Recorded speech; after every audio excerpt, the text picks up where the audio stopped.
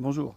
Alors, nous avons une youtubeuse qui s'appelle Attachante et qui nous demande s'il y a un lien entre le TDAH et les addictions.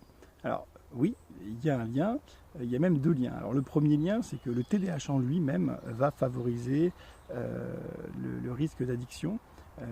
Par un système intrinsèque au TDAH qui est un système essentiellement dopaminergique, c'est-à-dire que les gens souffrant d'un TDAH ont des particularités quant au fonctionnement dopaminergique de leur cerveau, leur circuit de récompense, leur plaisir, qui fait que ça va être plutôt des chercheurs de sensations.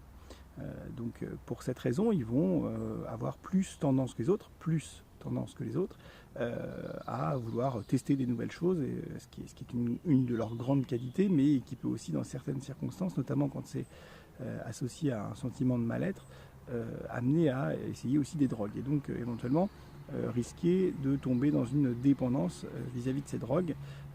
Voilà, donc c'est le premier lien. Oui, il y a un lien direct et pur entre le TDAH et les addictions, qui passent par les voies de la récompense, les voies du plaisir.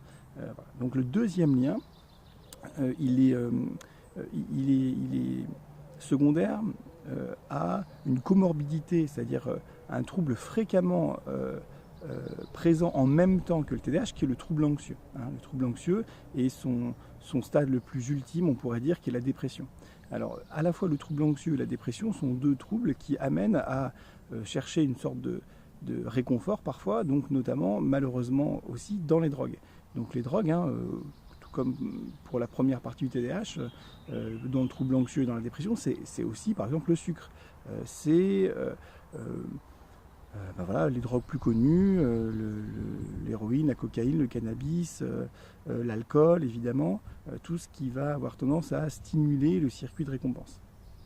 Donc dans la partie troubles anxieux et dépression, ces drogues vont être aussi utilisées pour être moins anxieux, c'est-à-dire qu'on va stimuler le plaisir chez quelqu'un qu'on n'a vraiment pas du tout, et qui va du coup se sentir moins mal. Donc malheureusement, quand on est dépendant à une drogue, c'est jamais un choix, c'est parce qu'on en a à un moment donné eu besoin, c'est-à-dire qu'on était suffisamment mal pour trouver uniquement son réconfort dans une prise de toxique. Et encore une fois, ce toxique, ça peut être le sucre, ça peut être une addiction au sexe, ça peut être plein de choses différentes. Donc il y a deux chemins qui mènent les gens souffrant de TDAH malheureusement aux drogues. Le TDAH pur, par une volonté de rechercher du plaisir, vraiment une recherche de sensations importante. Et le deuxième mécanisme, c'est que souvent les gens souffrant de TDAH souffrent de troubles anxieux et ensuite éventuellement de dépression.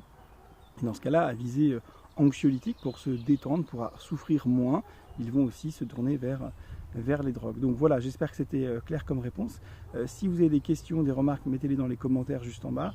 Et puis si vous voulez être informé des nouvelles vidéos, donc abonnez-vous et mettez la petite cloche là qui vous permettra d'être notifié à chaque fois qu'il y a une nouvelle vidéo. Et puis je vous dis à très bientôt, bye.